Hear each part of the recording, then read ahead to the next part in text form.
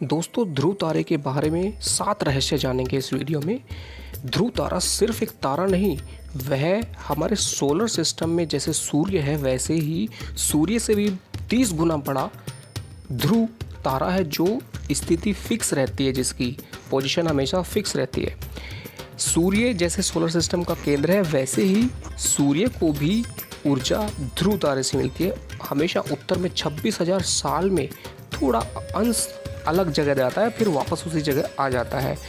इसके अलावा जैसे विष्णु भगवान पालन करता है, वैसे ही इस सोलर सिस्टम पे सबसे ज़्यादा ऊर्जा का प्रभाव जिस तरह सहस्त्रार चक्र का प्रभाव रहता है हमारे शरीर में, वैसे ही इस सोलर सिस्टम के ऊपर सहस्त्रार चक्र जो कि फिक्स है, वैसे ही अजर अमर होने के समान, क्राउन चक्र के समान इसका बहुत बड़ा महत्व है। उसी को जानेंगे इस वीडियो में और समझेंगे कि जिस तरीके से हमारे शरीर में चक्रों में सबसे बड़ा जो चक्र है, वो जो ऊर्जा का केंद्र है ओम के समान, जो कि सबसे ऊपर होता है, सहस्त्रार चक्र जो सभी चक्रों को ऊर्जा देता है, वैसे ही ध्रुव तारा जो है हमारे सोलर सिस्टम में सूर्य के समान, सूर्य से भी ज़्यादा बड़ा और ताकतवर है। बालक ध्रुव कैसे बना ध्रुव तारा? बालक जब उनकी जिद थी कि उनको अपने पापा के कंधे पर बैठना था, लेकिन उनकी सौतेली माँ ने उनको जब मना किया तो उन्होंने तपस्या की, तब जाके उनको पद मिला, क्योंकि सौतेली माँ ने उनको मना कर दिया था इसलिए। उसके अलावा आप जानेंगे कि पृथ्वी के नॉर्थ साइड में हमेशा उसकी पोजीशन फिक्स रहती है ध्रुव तारे की। आप देख सकते हैं इस फोटो में कि हमेशा नॉर्थ स्टार पोलरिस पर जो है सबसे ऊपर जो सप्तऋषि है, वहाँ पर एक बिंदु होता है जिसको हम बोलते हैं ध्रुव तारा। और ध्रुव तारे के बारे में जो मौसम के हिसाब से भी जानेंगे कि किस हिसाब से उस पर प्रभाव पड़ता है। आप देखेंगे कि ध्रुव तारा है नीचे, ऊपर सप्तऋषि है, और 7 ऋषियों में जो अलग अलग तारे हैं वो एक पोजीशन में हमेशा रहते हैं, और उस पोजीशन पे सभी तारों के 7 नाम हैं जिसको सप्तऋषि कहते हैं। और ये 7 ऋषि हमेशा ध्रुव तारे के चारों तरफ घूमते रहते हैं। अभी देखेंगे इनके नाम। पहला मरीचि है, दूसरा वशिष्ठ, और बता दें कि ये बाकी अलग अलग ग्रंथों के हिसाब से नाम थोड़े से बदल दिए गए हैं। तीसरा है अरुंधति, ऋषि का नाम है जो।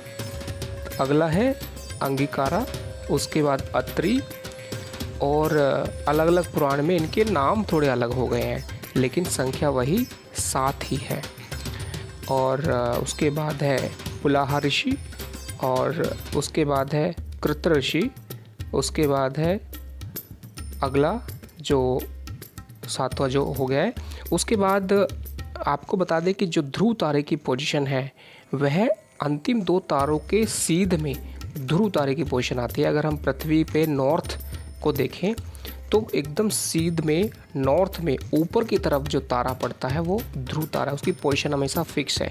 चाहे पृथ्वी जो अपने अक्ष पर घूमती है, पृथ्वी की पोजीशन बदलती रहती है, लेकिन जो नॉर्थ है, क्योंकि पृथ्वी अपने अक्ष पर झुकी हुई है, वैसे ही उस 23 डिग्री झुके होने के कारण पृथ्वी का जो नॉर्थ में तारा है सबसे ऊपर, उसी ध्रुव तारे के आधार पर ही उसकी पोजीशन हमेशा फिक्स रहती है, और हमेशा यह उत्तर में रहता है। मौसम के हिसाब से थोड़ा जानते हैं कि अलग अलग मौसम में ये 7 ऋषि किस तरीके से ध्रुव तारे के चारों तरफ अलग अलग मौसम में घूमते हैं। वसंत ऋतु में अगर देखेंगे तो ये ऊपर की तरफ रहता है। अगर हम आकाश में शाम के टाइम पे देखेंगे तो इस तरह से रहता है। उसके बाद जो अगली ऋतु है जिसमें ध्रुव तारे की पोजीशन ऐसे खड़े हुए इस तरह से रहती है, ये शरद ऋतु में आप देख सकते हैं इसको शाम के टाइम पर। इसी तरीके से अलग अलग 4 ऋतुओं में ये 4 पोजीशन है। समर ऋतु में उल्टा शीर्षासन के रूप में रहता है। अभी समझते हैं कि ये जो चारों पोजीशन है, अगर इनको चारों को मिला दिया जाए इस तरीके से तो एक स्वास्तिक चिन्ह बनता है। स्वास्तिक मतलब इस चक्र में धर्म अर्थ काम मोक्ष के रूप में 4 भागों में बंटता है। इन चारों को जो ऊर्जा मिलती है वो केंद्र से मिलती है, और केंद्र क्या है? ध्रुव तारा। जैसे कि सोलर सिस्टम में जो ऊर्जा है वो सूर्य से देता है, लेकिन सूर्य को भी जो ऊर्जा है वो ध्रुव की तरफ से आती है। तो धर्म, अर्थ, काम, मोक्ष, ये जो 4 भाग हैं, अगर ज्योतिष में भी देखेंगे तो ये चारों भाग वही हैं। पहली, दूसरी, तीसरी, चौथी, हर एक राशि जो है इस तरह से होती है। तो ये वीडियो कैसा लगा बताएं। धन्यवाद।